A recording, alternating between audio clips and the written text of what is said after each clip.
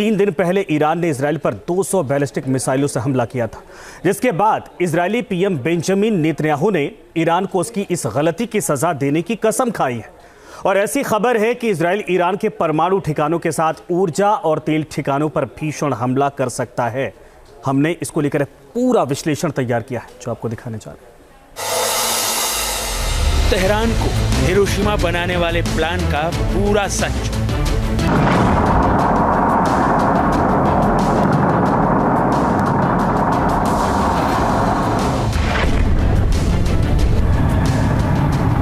Fighter jet उड़ान भरेंगे, Iran में बम बरसेंगे।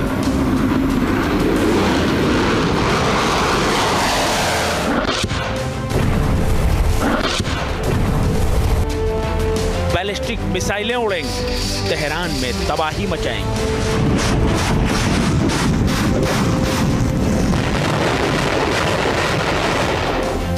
नेतन्याहू ने बना लिया प्लान, घुटनों पर आ जाएगा ईरान।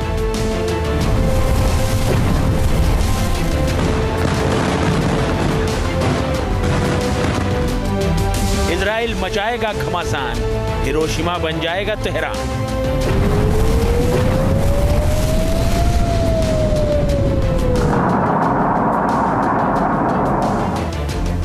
पश्चिम एशिया या कहें मिडिल ईस्ट, महायुद्ध के बादल हर दिन बीतने के साथ गहराते चले जा रहे हैं।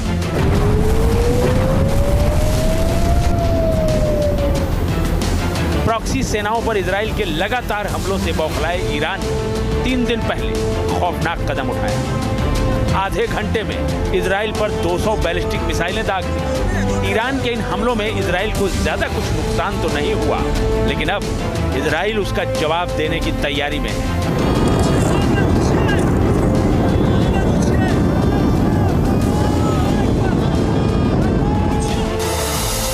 सवाल यह है कि इजराइल ईरान के हमले का जवाब कैसे देगा?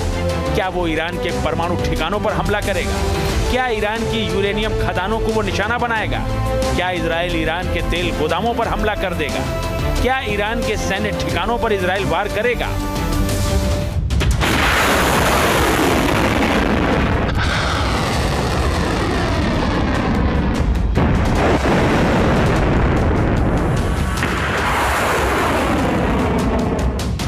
सवालों की आज हम गहराई से पड़ताल करेंगे, लेकिन उससे पहले इजराइल के तल्ख तेवरों की एक वानगी देख लीजिए।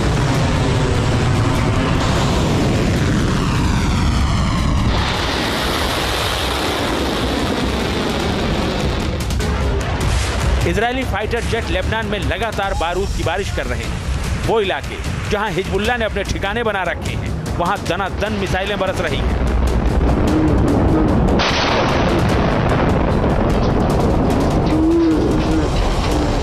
ईरान के मिसाइल हमलों से भड़का इजराइल लेबनान को मिट्टी में मिलाने पर तुला है। दक्षिण लेबनान में इजराइल हिजबुल्लाह के ठिकानों को नेस्तनाबूद कर रहा है। लेबनान ही नहीं, इजराइल यमन में भी ईरान के प्रॉक्सी हूती पर कहर बनकर टूट रहा है। ये वीडियो देखिए, यमन में हूती के कई ठिकानों को इजराइल ने तबाह और बर्बाद कर दिया है।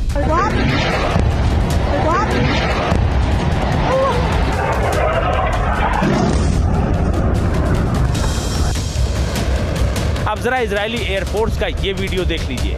उसके फाइटर जेट अपनी तैयारियों को धार देने में जुटे हैं। कहा जा रहा है कि ईरान पर हमले की तैयारी चल रही है। ईरान के मिसाइल हमलों को जवाब देने के लिए प्लान बन चुका है।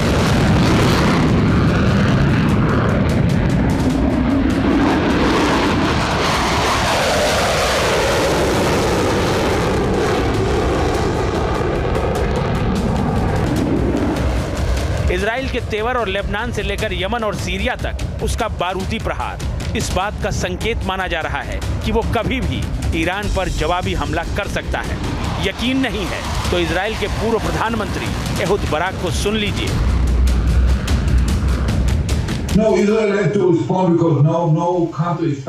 ईरान के तेल उद्योग के खिलाफ बड़े पैमाने पर हवाई हमले और संभवतः उसके परमाणु कार्यक्रम से संबंधित सैन्य लक्ष्यों पर एक प्रतीकात्मक हमला इजराइल कर सकता है।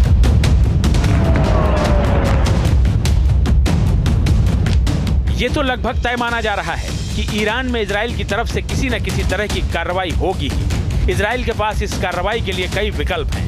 मसलन वो ईरान के परमाणु ठिकानों को निशाना बना सकता है, सैन्य ठिकानों पर हमले कर सकता है, तेल और गैस केंद्रों को निशाना बना सकता है, इंटेल ऑपरेशंस के जरिए ईरान को नुकसान पहुंचा सकता है।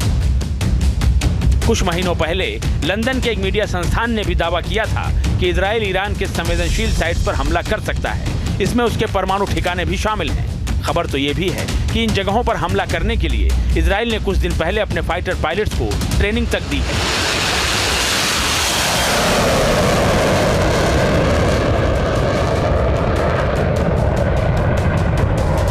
हालांकि बाइडेन प्रशासन ईरान के परमाणु ठिकानों पर हमला करने के पक्ष में नहीं है। विकसित देशों के समूह G7 की एक आपात बैठक में अमेरिकी राष्ट्रपति जो बाइडेन ने कहा कि वो ईरान के परमाणु कार्यक्रम पर इजराइल की ओर से किए जाने वाले जवाबी हमले का समर्थन नहीं करते हैं। हालांकि पूर्व अमेरिकी राष्ट्रपति डोनाल्ड ट्रंप इससे इत्तेफाक नहीं रखते। वो ईरान के परमाणु ठिकानों पर हमले की वकालत कर रहे हैं। When they asked him that question, the answer should have been hit the nuclear first and worry about the rest later. Biden प्रशासन ईरान के न्यूक्लियर ठिकानों पर हमला करने के पक्ष में नहीं है, लेकिन ट्रंप के मुताबिक ऐसा करने में कोई हर्ज नहीं है। सवाल ये है कि आखिर ट्रंप के बयान के मायने क्या है? डोनाल्ड ट्रंप ने एक चुनावी सभा में ये कहा है कि इजराइल को ईरान के न्यूक्लियर इंस्टॉलेशंस पर पहले हमला करना चाहिए और इसके बारे में कोई चिंता बाद में करनी चाहिए। जाहिर है कि जो बाइडेन इस बात के पक्ष में नहीं है कि ईरान के न्यूक्लियर इंस्टॉलेशंस पर इजराइल हमला करे, क्योंकि यदि इजराइल के द्वारा ईरान के न्यूक्लियर इंस्टॉलेशंस पर कोई सीधा हमला किया जाता है तो ये पूरे इस युद्ध का और पूरी स्थितियों का एक बड़ा एस्केलेशन हो जाएगा और ये इजराइल और ईरान के बीच में एक फुल ब्लोन वॉर में बदल सकता है। इजराइल ईरान के परमाणु ठिकानों पर हमला करे या नहीं, इस बहस के बीच अहम सवाल ये भी है कि क्या इजराइल के पास ईरान के परमाणु ठिकानों को नष्ट करने की क्षमता है? क्या इजराइल अकेले अपने दम पर ईरान के परमाणु कार्यक्रम को खत्म कर सकता है? दरअसल ऐसा करने के लिए इजराइल के सामने कई चुनौतियां हैं।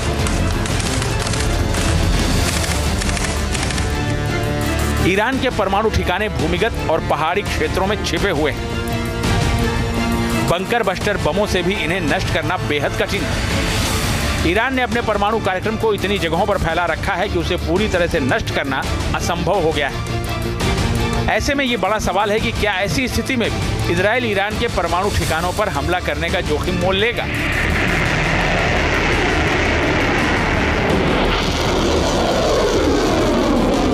इजराइल के पास ईरान पर कोई बड़ा हमला करने की पूरी कैपेबिलिटीज़ हैं। इजराइल के पास F-15E, F-16 और 5th जनरेशन के F-35 स्टेल्थ फाइटर जेट्स हैं, जिनके की माध्यम से इजराइल ईरान के ऊपर बड़े हमले कर सकता है।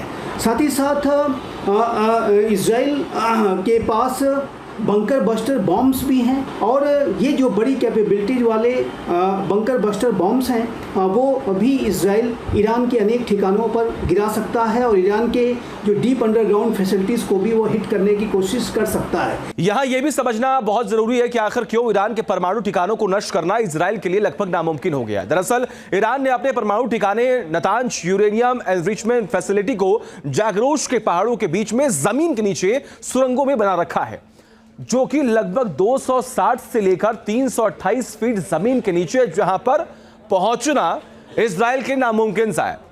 इन सुरंगों पर इजराइल का बड़ा बम भी असर नहीं करेगा।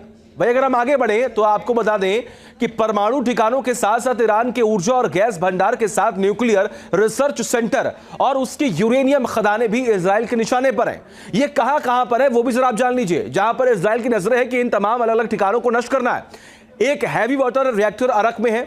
उसके बाद अगर आगे बढ़े तो देखिए लश्कराबाद में भी एक हैवी वाटर रिएक्टर है। करंज में ईरान का बड़ा हैवी वाटर रिएक्टर है। तेहरान की बात करते हैं, देखिए तेहरान में भी एक न्यूक्लियर रिसर्च सेंटर है। कोम में ईरान का न्यूक्लियर रिसर्च सेंटर है, बुशहर में ईरान का न्यूक्लियर पावर जो स्टेशन है वहां पर भी स्थापित किया गया है। इस्फहान में अगर हम बात करें वहां पर भी एक न्यूक्लियर टेक्नोलॉजी सेंटर है। और ये वो तमाम सेंटर्स हैं जहां पर इजराइल की नजरें हैं कि इन्हें तबाह करना है, लेकिन वो कितना कामयाब होगा ये आने वाला वक्त बताएगा। देखिए वही अगर हम गाचीन में उसकी यूरेनियम खदानें भी हैं, सगन यज़्द में एक यूरेनियम खदान है, इन सभी ठिकानों को इजराइल निशाना बना सकता है।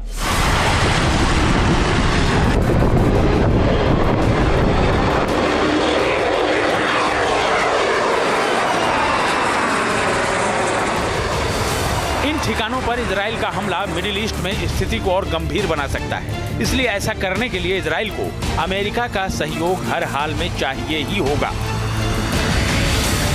इजराइल ईरान के कुछ परमाणु ठिकानों पर हमला जरूर कर सकता है, लेकिन वो उसके न्यूक्लियर प्रोग्राम को खत्म नहीं कर पाएगा। अपने परमाणु ठिकानों पर हमले की स्थिति में ईरान अपने न्यूक्लियर प्रोग्राम को और भी ज्यादा अंडरग्राउंड ले जाएगा और इन हमलों के बाद वो परमाणु प्रसार न करने वाली संधि से भी बाहर आ जाएगा। वो खुद को एक परमाणु हथियार वाला देश घोषित कर देगा। ईरान को इस समय एक ऐसे देश के रूप में देखा जाता है जो अपनी परमाणु शक्ति का इस्तेमाल नागरिक सेवाओं के लिए कर रहा है। वो इसी के सहारे अमेरिका से मोलभाव भी करता है। परमाणु ठिकानों पर हमले की स्थिति में ये नागरिक सेवाओं वाला परमाणु प्रोग्राम आधिकारिक रूप से परमाणु हथियारों वाले प्रोग्राम में बदल जाएगा। ये स्थिति पूरे मिडिल ईस्ट के लिए बेहद खतरनाक होगी। ऐसे में कहा जा रहा है कि ईरान के परमाणु ठिकानों पर इजराइल का हमला लगभग असंभव है। इसमें बहुत बड़ा जोखिम है।